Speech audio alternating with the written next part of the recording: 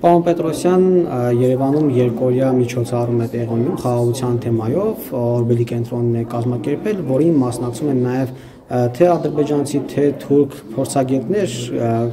վերլուծաբաններ, գուցե նաև լրագրողներ։ Պարոն Պետրոսյան, ինչ է տալու այս ֆորումը Հայաստանին եւ ընդհանրապես տարածաշրջանային երկրներին փորձագիտական մակարդակով այդ կապը ամրապնդվում եւ ավելի հասկանում են կողմերը, թե մեկը մյուսից ինչ է ուզում կամ հասարակությունները մեկը մյուսից ինչ են ուզում։ Շնորհակալ եմ, դուք առանձնացրիք մեր երկու հարևաններին, բայց ուզում նշել, որ այս ֆորումը մեր կենտրոնի պատմության ընթացքում ամենամասշտաբային ֆորումն է, որի ընթացքում մոտ 50 մասնակից ունենք 16-17 երկրներից։ Սա մեզ համար չափազանց կարևոր ուրեմն արդյունք է, եւ ես ֆորումի արդյունքները գնահատելու համար նախ սկսեի այստեղից։ Իհարկե, դրա առանձնահատկություններից մեկն էլ առաջին անգամ ադրբեջանցի մասնակիցների ներկայությունն է այս համաժողովին։ Թուրք գործընկերների հետ նախկինում եւս ունեցել ենք կապեր, այսինքն սա բացառիկ չէ, բայց թուրք գործընկերների ներկայությունը եւ այսպես ասեմ, շատ շահագրգռված ներկայությունը եւս խոսում է այն մասին, որ իրենց եւս հետաքրքիր է ներկայում ընթացող process-ները եւ ընդհանուր առմամբ այն ինչ որ կա մեր տարածաշրջանում, այն ինչ որ տեղի ունենում, այն ինչի մասին խոսվում է քաղաքական ուրեմն շրջանակների կողմից, երկրների ղեկավարների կողմից եւ այլն, սա ուղիղ կերպով ազդում է նաեւ փորձագիտական դաշտի լրատվամիջոցների վրա եւ այլն։ Դրա վառ ապացույցը հենց ադրբեջանցի մասնակիցների ներկայությունն է, որտեղ դա, այսպես ասեմ, բավականաչափ, եթե չասեմ սահուն, բայց բարդ չընթացավ։ Նաեւ ադրբեջանական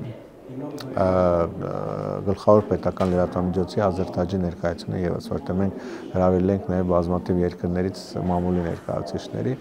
մեր առաջարկը դարձյալ ես ուզում եմ ընդգծել, որ ընդունվեց Ադրբեջանի կողմից, ընդունվեց Թուրքիայի կողմից, ընդունվեց Իրանի կողմից, Հնդկաստանի Էմիրատների, այո, Չինաստանի կողմից ընդունվեց, սա եւս շատ կարեւոր է, այսինքն ես մամուլի հատկապես կողմը, այսինքն հետաքրքիր է գալ լուսաբանեն, հասկանան այստեղ ինչ է կարող, որտեղ մի բան է փորձագիտական ներկայություն, մեկ այլ բան է, երբ որ կան նաեւ լրատվամիջոցների մակարդակում, որոնց հետաքրքիր է հասկանալ եւ նաեւ իրավիճակը ներկայացնել իրենց երկրներում։ Այնպես որ այս, այսպես ասեմ, նկատելի բավականաչափ մասշտաբային հետաքրքրությունը կա եւ ակնհայտ է եւ սա կրկնում եմ ուղիղ արտացոլումն այն տրամադրությունների, որ կան քաղաքական շրջանակների մոտ եւ ինչով է սա ազդելու արդեն եթե գանք ձեր հարցի երկրորդ հատվածին ընդհանրապես տարածաշրջանային իրավիճակի վրա որևէ բացասական հետևանք ես չեմ տեսնում, այսինքն այն process-ը, որ կա, այն տրամադրությունները, որ կան դրական, նման միջոցառումները մշտապես ազդելու են դրականորեն, որտեղ այս երկու օրերի ընթացքում բազմաթիվ դրական կառուցողական ուղերձներ են հնչելու։ Այդ ուղերձները գործող մեխանիզմների միջոցով հասնել են հասարակություններին եւ անհնար է որպեսզի կրկնում եմ դա իր նպաստը չունենա այս կարևոր շրջափուլում այս ժամանակահատվածում մեր տարածաշրջանում ընթացող զարգացումների վրա։ Պարոն Պետրոսյան, մենք տեսնում ենք, որ Ադրբեջան-Հայաստան հարաբերությունների մասով որոշակի առաջընթաց կա, կետնի վրա չնայած օդում ինչ-որ խոսակցություններ կան հռետորաբանությամբ խնդրահարույց տեղեր մնում են, բայց կետնի վրա տեսնում ենք, որ Ադրբեջանը վերացրել է հայկական բեռների տարանցումները, ինչ տարածքի խոչընդոտներ այդ անցումների վրա, ինչպես նաև տեսնում ենք, որ համաձայնություններ են առաջ գնում, խոսեք որ թրիպի ուղու հետ կապված կանոնավորությունների ձեռք են բերվում եւ առաջիկայում կունենան արդյունքներ, բայց Թուրքիայի մասով պարոն Պետրոսյան տարօրինակորեն այդ առաջընթացը ավելի դանդաղ է, չնայած տրամաբանորեն պետք է հակառակը լիներ կամ գոնե պետք է զուգահեռ գնային այս process-ները։ Ձեր կարծիքով ինչու է հայ-թուրքական կամ Հայաստան-Թուրքիա հարաբերությունները դանդաղում կարգավորում նկատի ունեմ։ Շատ բարդ է իրականում այս պահին այդ հարցի պատասխան տալը, Ես երկու հիմնական ուղղությամբ կփորձեմ վերլուծել։ Առաջինը այն, որ այնուամենայնիվ չի բացառում, որ Թուրքիայի եւ Հայաստանի միջև կարգավորման գործընթացը շարունակվում է պայմանավորված մնալ Ադրբեջանի եւ Հայաստանի միջև կարգավորման գործընթացը, այսինքն այն նախապայմանը ոչ հրապարակային, ոչ ուղղակի, որ նախկինում է եղել, շարունակում է դա պահպանվել։ Սա առաջին, այսինքն կարծում եմ, որ այնուամենայնիվ երկող այսպես տրամաբանությամբ դեռևս շարունակում են միասնական քաղաքականությունը։ Երկրորդը սա ավելի իմ գնահատությամբ երկրորդը ավելի սուբյեկտիվ է եւ պայմանավորված է Թուրքիայի հետաքրքրություններով։ Այսինքն Թուրքիան փորձում է այս կարգավորման գործընթացում ստանալ իր համար առավելագույն ձեռքբերումներ։ Նաև իր դիվիդենտներ ունենալ։ Այո, դա ես նշեմ մի քանի հարց, որտեղ դա սա կարող է օգտագործվել։ Նախ իր այս ձգձգումը փորձել օգտագործել Ադրբեջանի վրա վաճառելու համար։ Այսինքն տեսեք մենք սկզբունքային չնայած դուք հայտարարում եք խաղաղության մասին, բայց քանի դեռ չեք ստորագրել, մենք էլ սկզբունքային ձեր կողքը կանգնած ենք։ Սա առաջին։ Երկրորդ, չի բացառում, որ այս ապաշրջափակման գործընթացում, այսինքն թրիպի իրականացման գործընթացում Թուրքիան փորձում է կամ նպատակ ունի որևէ ներգրավվածություն ունենալ եւ իր այս քայլերով, ձգձգումներով փորձում է ակնարկել, որ գործընթացը կարող արագանա, ենթադրենք, եթե օրինակ հայկական ամերիկյան կողմերը համաձայնեն այդ թրիպի վերաբերյալ ձևակերպման տրամաբանության երրորդ կողմ որպես դիտարկել Թուրքիան կամ ասենք Թուրքիայի կողմից ընդունելի մեկ այլ դերակատար, հա։ Սա երկու։ Երրորդը չեմ բացառում նաև այլ նախապայմաններ, ուղիղ կամ ոչ ուղիղ նախապայմաններ, դիցուք օրինակ սիմվոլիկայի հետ կապված։ Ես չեմ ասում, որ սա ուղիղ կարող է հնչեցնել, բայց կարող են նման իհարկե ուրեմն ակնկալիքներ ունենալ։ Ընդ որում, այսպես ասեմ, Արարատ, հա, գուցե Արևմտյան Հայաստան, գուցե Հայոց ցեղասպանություն եւ այլն, հա, գուցե նաեւ այս ձգձգումը նման ինչ որ նպատակներ։ Սրանք հիպոթետիկ կանխատեսումներ են, բայց ինչու են այս կանխատեսումներն առաջանում, որովհետեւ այս իմ հարցի պատասխանը արդեն ձեր տված հարցում հնչում է, որևէ տրամաբանություն չկա, որ Թուրքիան ձգձգի Հայաստանի հետ հարաբերությունների լիարժեք կարգավորման գործընթացը, հատկապես այն ժամանակ, երբ որ շատ դրական իրավիճակ է տարածաշրջանում, իր մրցակիցների առումով Ռուսաստանը թուլացած է, իր ուշադրությունը կենտրոնացրել է Ուկրաինայում, Իրանը այլ խնդիրներ ունի,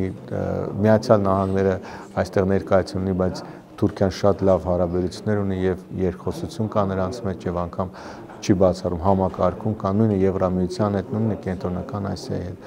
Այսինքն այս իրավիճակը հաշվի առնելով պարզապես անտրամաբանական է, որ Թուրքիան ուրեմն ձգձգում է եւ թերևս այդ պատճառների որոնման մեջ էլ որ մենք ընկնում ենք մանրուքների նաև վերհանման մեջ, որը ենթադրությունների մեջ։ Այո։ Պարոն Պետրոսյան, եւ վերջում գիտենք, որ Թուրքիան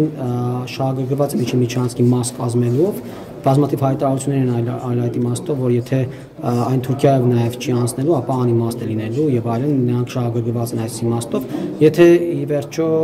գործարկվի թրիպի ուղին, ակնհայտ չէ, որ Թուրքիան այդ հապաղումից անցնելու արդեն արագացված process-ների, այսինքն գուցե Հայաստանը եւս կարիք չունի շտապելու ինչ-որ քայլեր անելու եւ գուցե գործընթացները ավելի արագանան թրիպի ուղի գործադրումից հետո, թե դրանք կապ չունեն Թուրքիայի հետ։ Ես կարծում եմ ամբողջը փոխկապակցված է։ Այսինքն գուցե նրանք չեն տեսնում ավելի առարկայական գործընթաց թրիպի իրականացման հետ կապված, դրա համար իրենց ակտիվությունը չեն դրսևորում։ Գուցե նրանք ունեն որոշակի կանխատեսումներ, որ այս բանը իրատեսական չէ այդ ճանապարհը։ Այսինքն այդ գուցեները շատ են եւ նաեւ դրանով է պայմանավորված, որ ընդ որում ոչ միայն Թուրքիան։ Օրինակ ես տեսնում եմ նույն պասիվությունը Իրանի կողմից։ Միակ երկինը, որը որոշակի ակտիվություն դրսում է, ընդ որում ոչ թե թրիպի հետ կապված, այլ Հայաստան-Ադրբեջան հարաբերությունների կարգավորման հետ կապված, դա Ռուսաստանն է։ որը փորձում է այս process-ում որևէ կերպ ինչ-որ դերակատարում ունենալ կամ գոնե այսպես ասեմ, հա, ներկայություն ունենալ կամ որպես երրորդ մասնակցություն այդքան էլ ճիշտ չէ, այսինքն օգտվող կամ դրան նպաստող ինչ-որ դերակատարում ունենալ, որպեսզի հետո իրենց գնահատմամբ գուցե ավելի մեծ հնարավորությունների դեպքում ավելի մեծ ներդրում եւ ներգրավվածություն ունենան։ Այնպես որ այդ սպասողական վիճակը որոշակիորեն շարունակվում է տարածաշրջանում եւ կարծում եմ որ դա ազդում է նաեւ Թուրքիայի դերակատարությանը, որում կրկնում եմ դուք նշեցիք միջին միջանցքի շահառ ունեց, Թուրքիան անգամ նախաձեռնողներից է միջին միջանցքը եւ դրա ուղղություններից մեկը, որ օրինակ Կասպից ծովը կապում է կամ Կենտրոնական Ասիան կապում է Թուրքիայի եւ Եվրոպայի հետ, դրանց նախաձեռնողներից մեկը Թուրքիա, այդ Բաքու, Թբիլիսի, ուրեմն Կարս երկաթգիծը, այդ բազմաթիվ նախագծերը էներգակիրների փոխանակման, տեղափոխման, բոլորում Թուրքիայի ներգրավվածություն ունի եւ եթե տեսնի, որ այստեղ այո կա արդեն իրատեսական գործընթաց, ես կարծում եմ որ շատ ավելի մեծ ներգրավվածություն ունենալու։ Այս բանը Թուրքիան շատ ավելի ակտիվ է մերձավոր արևելքում ընթացող process-ներում, Գազայի հետ, Գազայի շուրջ ընթացող process-ում փորձում է շարքի ներգրավվածություն ունենալ, Սիրիայում է շատ ակտիվ, Իրաքից դեպի Թուրքիա, այսինքն Սևծով, Միջերկրածով Եվրոպա զարգացման ճանապարհ պրոյեկտ կա։ Թուրքիան այդտեղ է շատ ակտիվ դերակատարում ունենում, որը շատ կարևոր նախագիծ է, որը թույլ է տալու Թուրքիային այլընտրանք լինել Իրանի կողմից առաջարկված Պարսից ծոցը Սևծովին կապող միջանցքին, հասկանում եք, որովհետև այնտեղ տեսնում է ավելի իրատեսական հնարավորություններ այն երթուղիների իրականացման, քան այստեղ թրիփի իրականացման։